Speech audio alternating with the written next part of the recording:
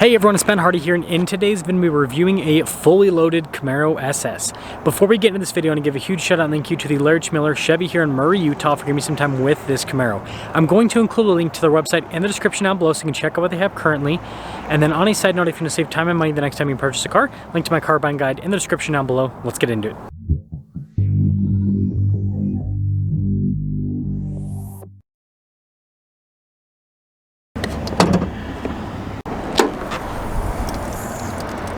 Under the hood, we have a naturally aspirated 6.2 liter V8 that goes through a 10-speed automatic transmission. Fuel economy is 16 around town and then 26 on the highway, with power outputs being 455 horsepower and then 455 pound-feet of torque. Now, before we move forward with this review, I do want to mention if you want to see more videos just like this, then I recommend you subscribe because I post content every single day. So starting with the hood, you guys can see the little venting there in the center. It is functional, but it also does look pretty cool. And then we've got the Camaro's new style of headlights, which have been a little bit controversial, but I've kind of gotten used to them.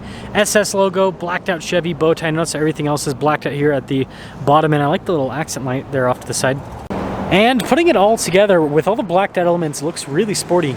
Around the side here, our time wheel setup is 245, 40, 20 in the front, and then 275, 35, 20 in the rear. So slightly staggered setup. Got the SS logo, and then you guys can see Camaro there on the brake caliper. Also says Brembo, and the brakes are black, which matches the overall theme of this car. Got a little Camaro logo there on the side as well, and then everything else is just blacked out on the side. And so here is our full side view with this Camaro SS. Now, taking a look at the key fob, we have our lock and unlock function, remote start, the opening for the trunk, and then you guys can see the Chevy bow tie there on the back. And popping into the rear, you guys can see you've got quite a bit of storage space here in the back. And yeah, pretty cool setup. Also, what are these? I guess these are for the wheels originally that they swapped out maybe.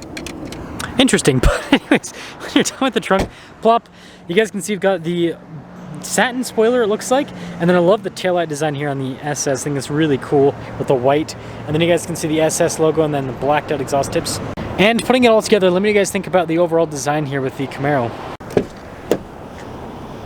And then taking a look at the door panel, you got red stitching, soft touch here at the top, and then look at the red down below, so cool contrast there. Automatic with the windows, you got your mirror adjustments, memory seats, and then blind spot monitoring with the mirrors.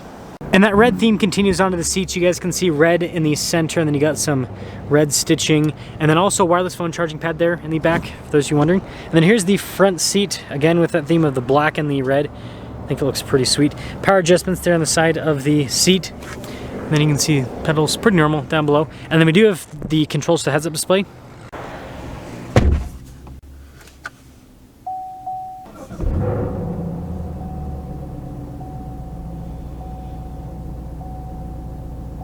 Now, before we move on to the next feature, we need to talk about today's video sponsor, Morgan & Morgan. Now, believe it or not, the modern world is actually a pretty treacherous place. Every single time you go out for a drive, there's a chance that you could get into an accident.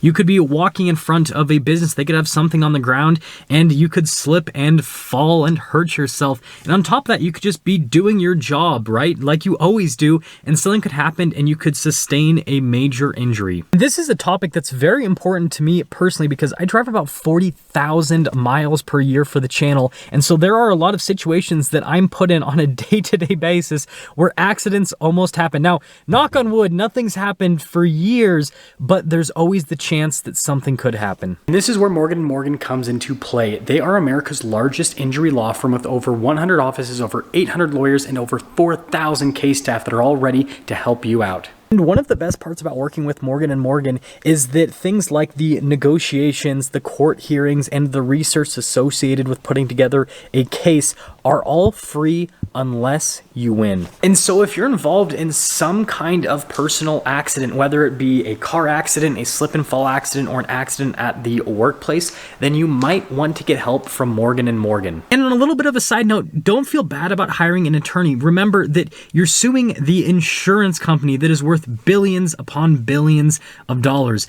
They can more than pay for the compensation that you deserve. So if you are injured in an accident, then you can check out Morgan & Morgan at www.forthepeople.com/Ben Hardy, or you can give them a call at #529, that is pound law. Again, www.forthepeople.com/Ben Hardy or pound law.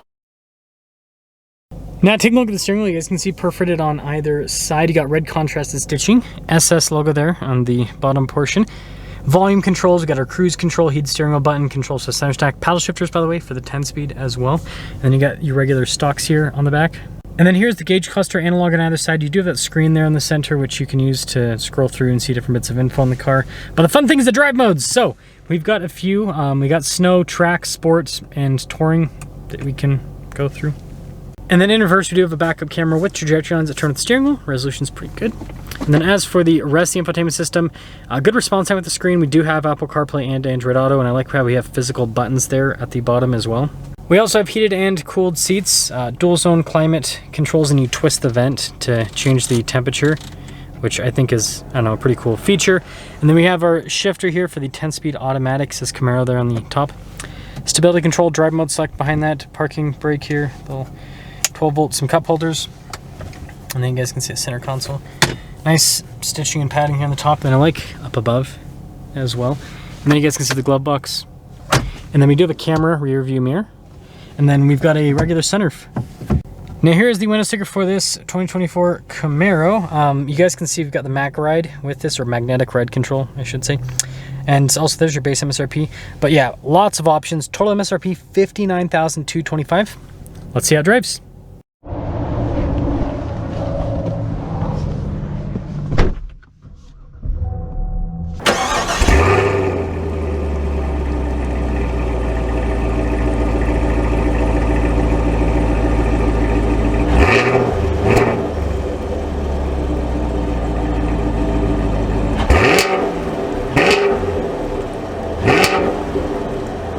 Let's talk about visibility before we set off. Here's visibility over the hood, both of the mirrors, throughout the rest of the rear, and we're gonna move that up so you guys can see better.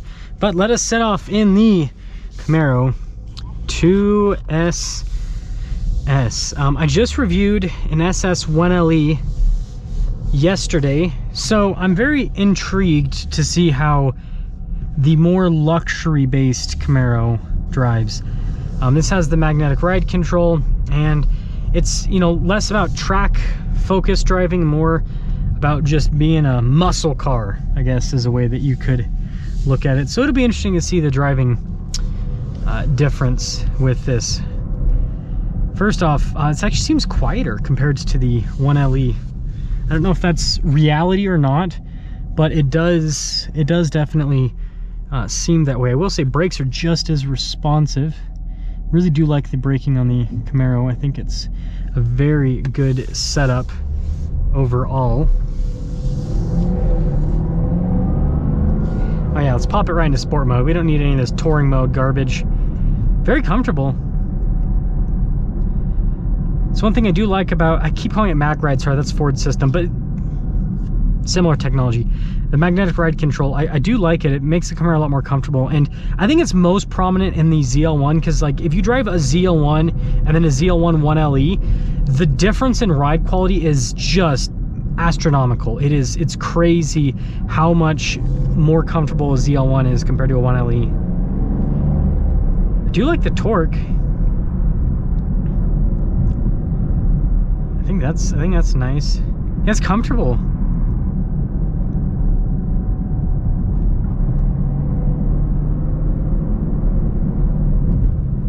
And the transmission's, it's pretty quick.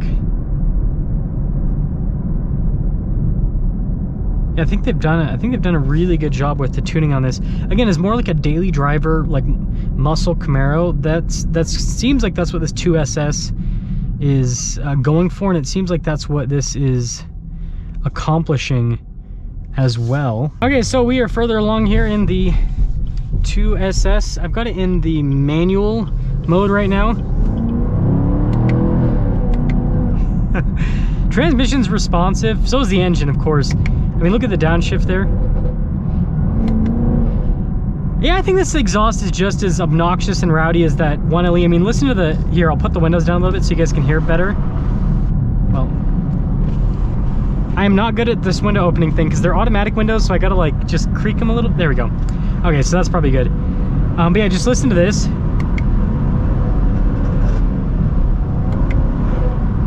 I don't know if it's coming through on the GoPro. It's kind of difficult sometimes to get audio with it. Listen to that. I'm hoping that's rebounding off of that a decent amount so that it sounds so cool.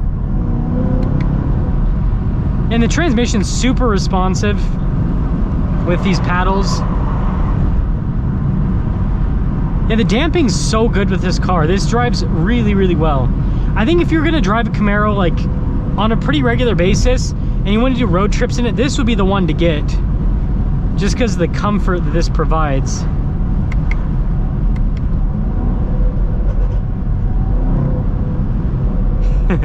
It's so like, the throttle response is just so punchy.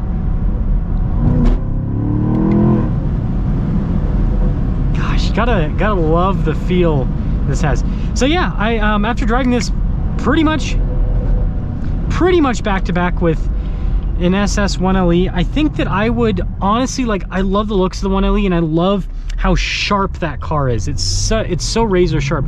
I think I'd pick this though, just because it's just as rowdy and obnoxious,